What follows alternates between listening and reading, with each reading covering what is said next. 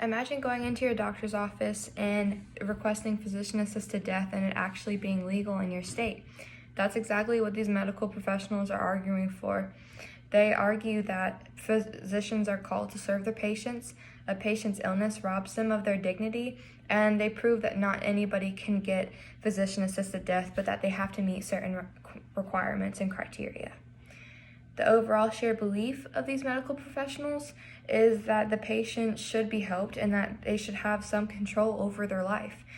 Not being allowed access to something like physician-assisted death should not be what holds these patients back from getting what they want and finding some help in the battle that they're going through. Now, in the death with dignity case done by Dr. Walter Jade, he describes a patient he had who was a woman who was battling cancer. He describes her as a fighter who was always able to do all these crazy things for herself, was always up and running around and doing something. And towards the ending of her battle with cancer, she was no longer that person. She came in and asked him for physician-assisted death, and he was shocked because the girl he knew at the beginning wouldn't have done that, but this disease, this illness had changed her and she was no longer able to do the things that she was able to do beforehand. She also was diagnosed terminal and had less than 6 months to live.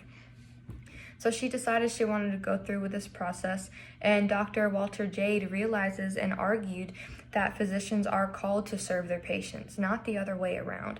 It's not what the doctor wants, it's what the patient wants. Now, they are there to listen to them and help them with what they need, and if a patient wants to go through with that process, then a doctor should be there and willing and able to help them. Now, some physicians argue with this because they say that this is causing harm, but Dr. Charles D. Blake says, and I quote, "We have patients who are suffering horribly, and we are helping to end their suffering, so I don't see how that can be construed as harming our patients." Needing to serve your patients is not the only reason experts think that physician-assisted death should be allowed and should be legal. Being diagnosed with a terminal illness, you're not going to be the same person you were. You're not going to be able to do the same things for yourself that you've been able to do for the past. One of the main reasons physician-assisted death is asked for by patients, was cited by a large majority of patients, was wanting the lethal prescription so that they can start doing things for themselves again, because they had a loss of autonomy and dignity and they are not able to enjoy life anymore. Now, most of the patients are no longer able to do simple tasks, as mentioned before, and this illness was robbing them of that. It's embarrassing, it can be depressing for patients, and Dr.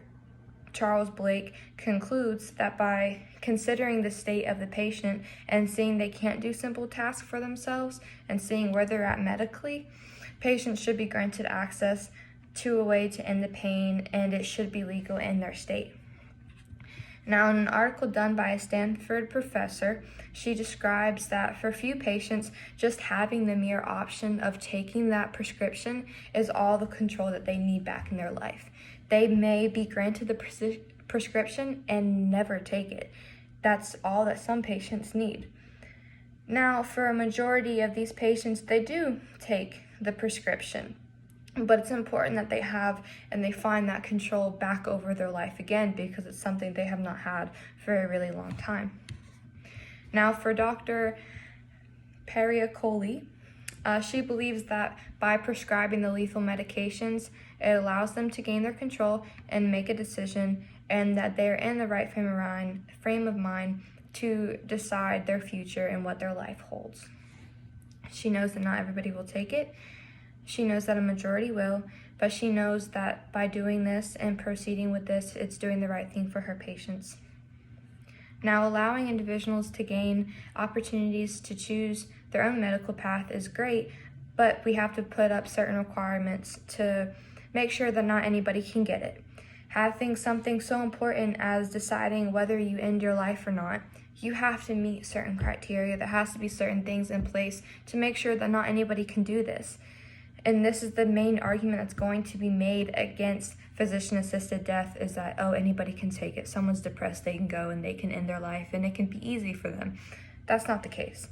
In order to get physician-assisted death, you have to be a resident in one of the states that allow it. California, Colorado, New Jersey, Virginia, just to name a few of them.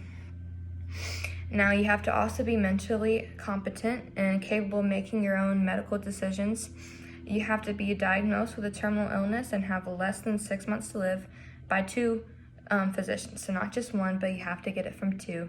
And you have to be able to make or take this lethal prescription by yourself with no help. These are put in place to make sure that people receiving this are in a right frame of mind and they are able to make these decisions for themselves.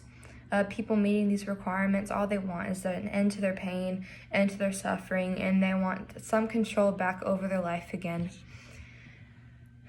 Once criteria are put in place on who's able to go through with this process, then it's safer for other states to open up and make legal this process, and to the people living in their states, to the residents there. The professionals canvassed here are in agreement that patients should be helped and that they should be able to have control over their life again. The professionals argued that they are called to serve their patients, that patients' illnesses rob them of their dignity and they're no longer living the same lives, and they prove that not anybody can get this, that you have to meet certain criteria. It's not set up just for everybody. Because of these professionals, patients in all states may soon be able to ask their own doctor in their own state for help gaining some control back over their life again.